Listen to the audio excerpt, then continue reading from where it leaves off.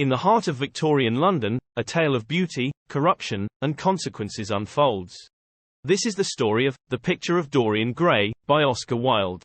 The story begins in London, in the late 19th century. We meet Basil Hallward, a talented painter who is working on a portrait of his friend, Dorian Gray. Dorian is a young and beautiful man who has captivated Basil with his innocence and charm. Basil introduces Dorian to Lord Henry Wotton, who introduces Dorian to a philosophy of indulgence and pleasure, encouraging him to embrace a life without moral restraint. Dorian is impressed by Lord Henry's words and begins to admire his own beauty in the portrait. He makes a rash wish that he could stay young and handsome forever, while the painting would bear the marks of his aging and sins. For that I would give everything. Yes, there is nothing in the whole world I would not give. I would give my soul for that. Dorian's wish comes true, but he doesn't realize it at first. Meanwhile, he falls in love with Sybil Vane, a young actress who performs Shakespeare plays at a shabby theatre. He proposes to her, but Lord Henry mocks his romantic ideals. Dorian decides to test Sybil's love by asking her to act well in her next performance.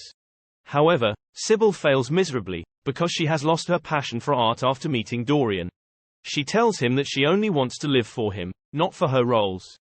Dorian is disgusted by Sybil's change and breaks off their engagement. He leaves her in tears and goes back to his home.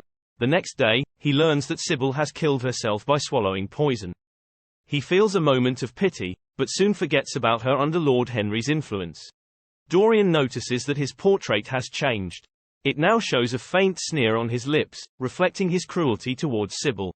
As Dorian immerses himself in a life of excess, his portrait captures his youthful charm, while his soul takes a darker path.